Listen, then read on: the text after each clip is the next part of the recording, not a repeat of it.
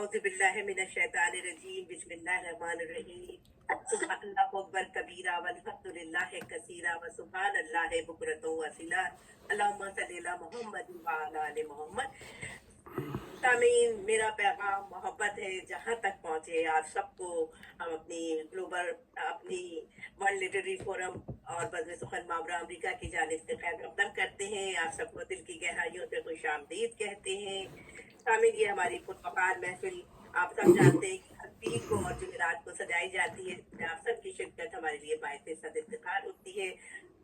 آج ہماری اس پروقار اور پرنور بابرکت محفل میں کی تلاوت کلام الہی کی سعادت حاصل فرمائیں گے ہمارے بہت ہی محترم بھائی محترم جناب تنویر پھول صاحب۔ آپ سب کے قلب و جاں کو آیات کلام سے ربانی سے منور کریں۔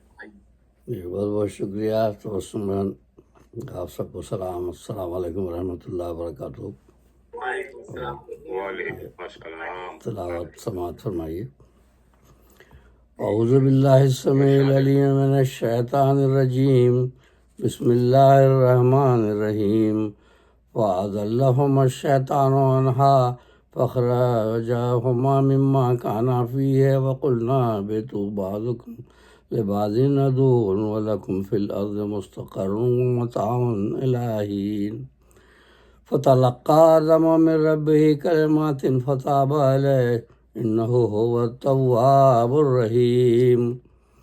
قُلْنَا اهْبِطُوا مِنْهَا جَمِيعًا فَإِمَّا يَأْتِيَنَّكُم مِّنِّي هُدًى فمن تبع هداي فلا خوف عليهم ولا هم يحزنون والذين كفروا وكذبوا بآياتنا أولئك أصحاب النار هم فيها خالدون۔ صدق اللہ العلی العظیم۔ تو یہ اپنا سورہ بقرہ کی 4 آیات سماعت فرمائی، اور ان میں حضرت آدم اور حضرت حوا علیہ السلام کا ذکر ہے، تو ان کا منظور مفہوم پیش کرتا ہوں۔ امان اللہ کی لیتا ہوں میں شیطان کے شر سے، جو دھتکارا ہوا ہے جو ہے باغی رب اکبر سے۔ وہ رب ہے سننے والا اور وہی ہے جاننے والا، وہی ہے حامل عظمت، وہی تو سب سے ہے اعلیٰ۔ اسی کے نام سے آغاز ہوتا ہے ہر ایک شے کا، جو بے حد رحم والا ہے، جو رحمانی میں ہے یکتا۔ بڑا ہی مہرباں ہے، وہ ہے سب پر لطف عام اس کا، اسے اللہ کہتے ہیں سکون جاں ہے نام اس کا، اسے اللہ کہتے ہیں سکون جاں ہے نام اس کا۔ اور یہ جو 4 آیات جو تلاوت کی میں نے، اس کا مفہوم: مگر شیطان نے بہکایا تو دونوں سے ہوئی لغزش۔ آدم و حوا کا ذکر ہے، آدم و حوا علیہ السلام۔ مگر شیطان نے بہکایا تو دونوں سے ہوئی لغزش، گرفتار بلا دونوں تھی ابلیس کی خواہش۔ مگر شیطان نے بہکایا تو دونوں سے ہوئی لغزش، گرفتار بلا دونوں تھی ابلیس کی خواہش۔ قرآن پاک میں یہ کہا کہ دونوں سے لغزش ہوئی، اور بائبل میں ہے کہ صرف حوا کے بارے میں ہے کہ انہوں نے بہکایا تھا، الزام سارا ان پہ رکھا ہے بائبل میں، لیکن قرآن پاک میں دونوں کو ہی کہا ہے کہ مگر شیطان نے بہکایا تو دونوں سے ہوئی لغزش، گرفتار بلا دونوں تھی ابلیس کی خواہش۔ پھنسے شیطان کے پھندے میں بے شک آدم و حوا، ہوئے اس کے سب و رسوا کے ممنوع شجر جو تھا۔ میسر تھا جو عیش ان کو اسے شیطان نے چھنوایا، میسر تھا جو عیش ان کو اسے شیطان نے چھنوایا، اسی حاسد نے آدم اور حوا کو تھا بہکایا۔ خدا نے ان سے فرمایا کہ نیچے تم اتر جاؤ، خدا نے ان سے فرمایا کہ نیچے تم اتر جاؤ، نہ مانی بات میری تم نے اب اس کا اثر دیکھو۔ خدا نے ان سے فرمایا کہ نیچے تم اتر جاؤ، نہ مانی بات میری تم نے اب اس کا اثر دیکھو۔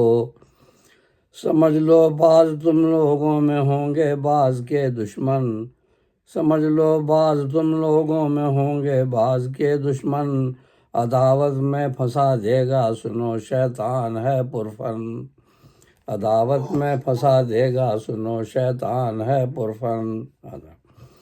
ٹھہر کر کچھ زمیں پر پھر ہے تم کو لوٹنا بے شک، ٹھہر کر کچھ زمیں پر پھر ہے تم کو لوٹنا بے شک، چلانا کام تم سب کو ہے میعاد معین تک، چلانا کام تم سب کو ہے میعاد معین تک۔ پھر اس کے بعد کچھ الفاظ رب سے سیکھے آدم نے، پھر اس کے بعد کچھ الفاظ رب سے سیکھے آدم نے، جو کی توبہ تو فرمائی توجہ رب عالم نے، جو کی توبہ تو فرمائی توجہ رب عالم نے۔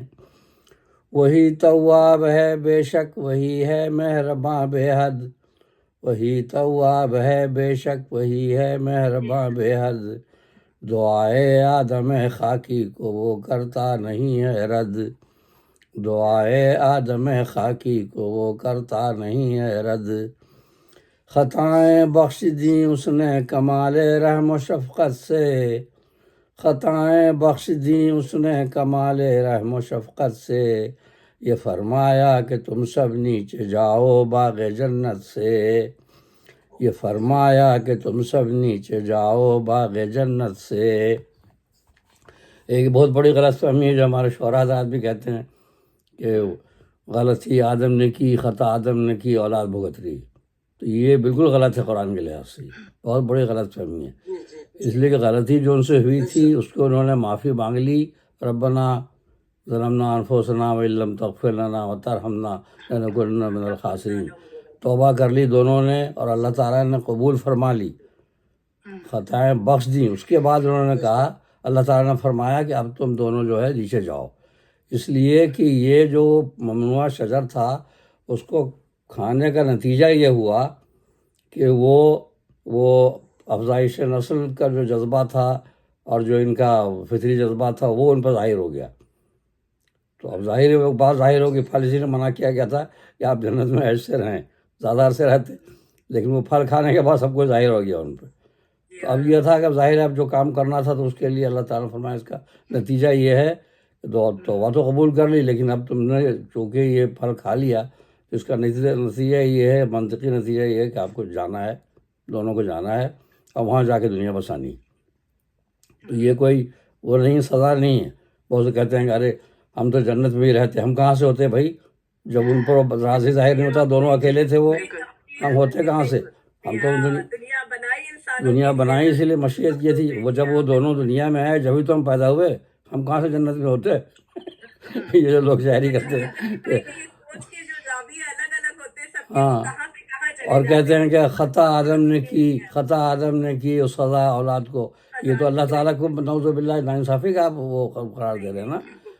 خطا کی تو خطا بخش دی، بخشنے کے بعد سزا کا سوال ہی پیدا نہیں ہوتا، اسی لیے اللہ تعالیٰ نے فرمایا نا کہ وہی تواب ہے بے شک وہی ہے مہرباں بے حد، دعائے آدم خاکی کو وہ کرتا نہیں ہے رد، خطائیں بخش دیں اس نے کمال رحم و شفقت سے، یہ فرمایا کہ تم سب نیچے جاؤ باغ جنت سے۔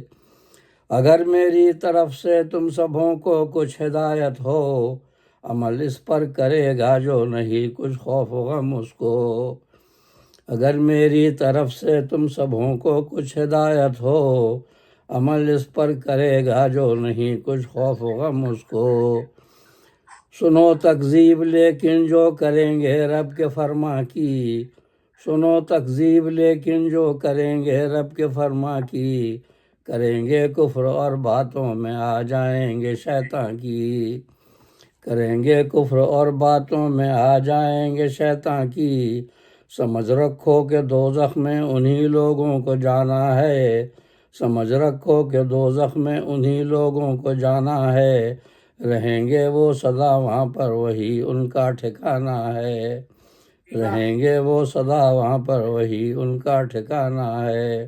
صدق اللہ العظیم۔ تو یہ ہے قرآن پاک میں بار بار یہ سورہ طٰہٰ میں، سورہ بقرہ میں ہر جگہ فرمایا گیا ہے ان کی توبہ قبول ہو گئی. توبہ قبول ہونے کے بعد یہ حکم ہوا کہ اب جاؤ، کیونکہ وہ پھل کھانے کا منطقی نتیجہ یہ تھا کہ وہ سب ان پر آیا ہو گیا. تو وہ فطرت کو ان کا اصول وہ کرنا تھا، اور ان کو منع اس لیے کیا گیا تھا کہ زیادہ عرصے گزارنے جنت میں، لیکن شیطان نکلوانا چاہتا تھا تو بہ گیا ان کو. تو یہ ہے سارا. یہ کہنا کہ آدم نے غلطی کی اور اولاد بھگت رہی ہے اور فلاں، یہ گستاخی ہے اللہ تعالیٰ کی شان. اس سے اعتراض کرنا چاہیے کہ اللہ تعالیٰ نعوذ باللہ نا انصاف نہیں ہے. اس سے زیادہ انصاف کون کرے گا؟ کافی نہیں فرماتے اللہ تعالیٰ کا ہے. ولا تزر وازرۃ وزر اخری. ماشاء اللہ قرآن پاک میں بھی ہے ولا تزر وازرۃ وزر اخری. کوئی بوجھ اٹھانے والا دوسرے کے بوجھ نہیں اٹھائے گا. تو یہ تھوڑی غلطی انہوں نے کی آدم حوا نے بھگتے اولاد، ایسا کیسے ہو سکتا ہے؟ اور یہی بات یہ لوگ کہتے ہیں بائبل میں جو کہ عیسیٰ علیہ السلام نے قربانی دے دی، صلیب پر چڑھ گیا، سب کا کفارہ ہو گیا. یہ کیا بات ہے بھائی کہ کفارہ، ان کا کفارہ اپنے نعوذ باللہ کے ہوتے. ہدایت دے وہ ہدایت ہاں تو یہ بات نہیں ہے، ایسا نہیں ہے کہ کسی کا بدلہ کسی سے نہیں لیا جاتا. نہ دے تو یقین کیجیے کچھ بھی نہیں کسی کا بدلہ کسی سے نہیں لیتا اللہ تعالیٰ. انہوں نے لیا جاتا انصاف کے خلاف ہے. بے شک بے شک. ہے کہ نا؟ جو جرم کرے گا اسی کو. تو جب بیٹھو ہم سب ان کی ماشاءاللہ گفتگو سے مستفید بھی ہوتے ہیں، اور آج جس طرح سے قرآن الہی پاک الہی کا، قرآن پاک الہی کا جس طرح سے منظوم ترجمہ کرتے ہیں، وہ بھی ہمارے لیے ہماری محفل میں دعا میں یاد رکھیں کہ بس میں تو کیا بس اللہ تعالیٰ کتاب فطرت کے سرے وقت پہ جو نام احمد رقم نہ ہوتا، صلی اللہ علیہ وسلم. کتاب فطرت کے سرے وقت پر جو نام احمد رقم نہ ہوتا، یہ نفس صلی اللہ علیہ وسلم. کر نہ سکتا وجود لہو قلم نہ بے ہوتا. شک.